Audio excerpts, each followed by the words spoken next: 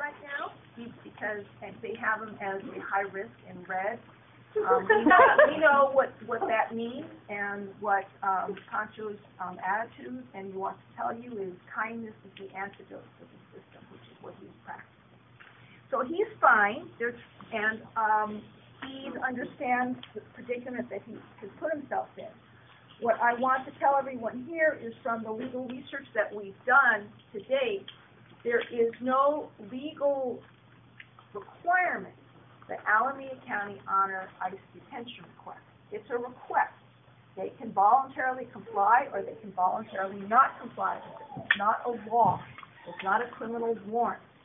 And I have been trying to track down who within Alameda County, the DA's office, the Sheriff's Department, has the authority to release the ICE hold, assuming that they don't file, all right, or assuming we post bail and Pancho, under any other circumstances, would be released.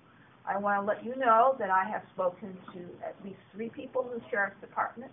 I have made calls to the County Council. I have called the 2 county supervisors for Alameda County, and I have not gotten an answer from anyone yet as to who has authorization to deal with ICE holds. And that's the status of it. I don't think anybody wants to come forward and say the decision is in my hands. So that's what we have up against, that we are up against at this moment. And anyone who has a connection to the county supervisor, the sheriff, or the DA's office, that would be helpful because that's what we need to track. Who is going to have the guts to step up and say that this is voluntary and we don't have to comply? Okay? Could you tell us what the prosecutor just told you? The prosecutor just told us that they have no authorization to do anything about anything. So the only thing that they're going to do is decide whether to charge them or not, that the ICE hold is not in their jurisdiction and they take no responsibility for that. Could you tell me what county supervisors you spoke with? I just left voicemail messages for both Keith Carson and Nate Miley's office. I also left a message for Raul Laura of the Alameda County Council. I spoke with the Sheriff's Office and I asked for the watch commander, who I was told was too busy to talk to me. And I have left a message with Sergeant J.D. Nelson, who's the public relations officer for the Sheriff's Office, to find out who is the person in charge and responsible for making determinations on ICE holds and evaluating the legality of them. Did he tell you why, I guess, he allowed himself to be arrested, knowing this might be a possibility?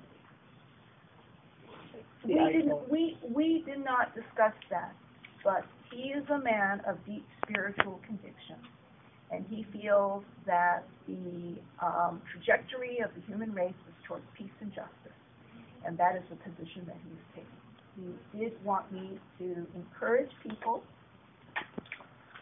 to say that what he is trying to do is stand as a citizen of the world, and that nonviolence is the true ideology, and that his goal, and he asks that everyone reach out to touch the heart of the police officers because they are part of the 99%. Is there anyone that you, the party of the Pancho, can contact to help